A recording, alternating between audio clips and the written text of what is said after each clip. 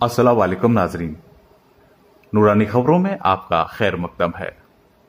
तो नाजरीन, आज साबिर पाक के बचपन की कहानी सुनते हैं। हजरत सैयद मखदूम अलाउद्दीन अली अहमद साबिर पाक रहमतुल्लाह अलैह। इस नाम को कौन नहीं जानता, और जाने भी क्यों ना। ये नाम अल्लाह के उस पाक बली का है जिसने गुमराहों और मुसीबत के मारों की रहनुमाई की और इस्लाम के दरख्त को मजबूत किया। आज इस्लाम के मानने वाले लोग इस नाम को बड़े अदब के साथ लेते हैं। साबिर साहब की दरगाह उत्तराखंड के रुड़की शहर से 6 किलोमीटर दूर कलियर शरीफ में है। साबिर पाक के वालिद यानी पिता का नाम था सैयद अब्दुर रहीम। सैयद खानदान से थे साबिर साहब के वालिद, जो हजरत सैयद अब्दुल कादिर जिलानी के पोते थे, जिनका खानदानी सिलसिला हजरत इमाम हुसैन से मिलता था। साबिर पाक की वालिदा थी हजरत हाजरा उर्फ जमीला खातून, जो हजरत बाबा फरीदुद्दीन गंज शक्र की बहन थी, जिनका खानदानी सिलसिला हजरत उमर फारूक से मिलता है। तो चलिए अब आगे की बात करते हैं।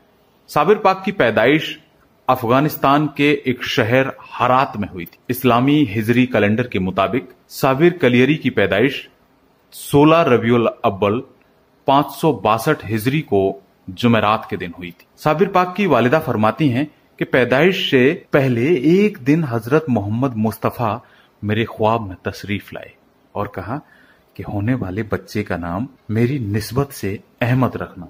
साबिर पाक की वालिदा कहती हैं कि फिर कुछ दिनों बाद मेरे ख्वाब में एक रोज हजरत अली तशरीफ लाए और उन्होंने फरमाया कि अपने बच्चे का नाम अली रखना। जब हजरत साबिर की पैदाइश हो गई तो एक रोज एक बड़े ही आलिम बुजुर्ग इनके घर तशरीफ लाए और साबिर को गोद में लेकर प्यार किया और साबिर के वालिद से फरमाया कि इस बच्चे का नाम अलाउद्दीन रखना। इसी वजह से आपके वालिद ने तीनों की बातों को मानते हुए बच्चे का नाम अलाउद्दीन अली अहमद रखा। साबिर पाक सब्र तो मानो अपनी पैदाइश के साथ ही लाए थे। एक बात खास ये थी कि पैदाइश के समय से ही साबिर पाक एक दिन मां का दूध पीते थे तो दूसरे दिन रोजा रखते थे। ये बात साबिर की वालिदा को बहुत दिन बाद समझ में आई। 1 साल की उम्र के बाद साबिर एक दिन दूध पीने लगे, यानी एक दिन दूध पीते और 2 दिन रोजा रखने लगे। जब साबिर पाक की उम्र 3 साल हो गई तो साबिर पाक ने दूध पीना बिल्कुल छोड़ दिया था। उसके बाद जौ या चने की जो रोटी घर में बनती थी बस थोड़ी सी नाम के लिए खाया करते थे। इसके अलावा ज्यादातर साबिर पाक रोजा ही रखते थे। जब साबिर पाक की उम्र 6 साल की थी तभी उनके वालिद का इंतकाल हो गया। छोटी सी उम्र में साबिर यतीम हो गए। वालिद के इंतकाल के बाद साबिर बिल्कुल खामोश रहने लगे थे, बस नमाज और रोजे में लगे रहते। शौहर के जाने के बाद साबिर की वालिदा की जिंदगी बहुत गुर्बत में बीतने लगी, मगर उन्होंने इसका जिक्र कहीं नहीं किया। 3-3, 4-4 रोज हो जाते थे, खाना नहीं मिलता था।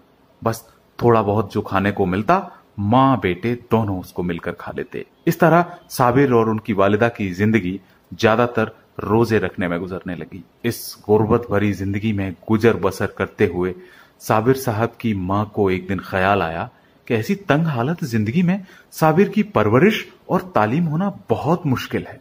इसलिए उन्होंने साबिर को अपने भाई हजरत बाबा फरीदुद्दीन गंज शक्र के पास पट्टन भेजने का इरादा बना लिया और एक दिन वो उन्हें पाक पट्टन लेकर पहुंच गई, जो पाकिस्तान का एक शहर भी है। आज भी बाबा फरीद की वहां मजार है। नाजरीन, आगे की कहानी जानने के लिए आप हमारी अगली पोस्ट जरूर देखें।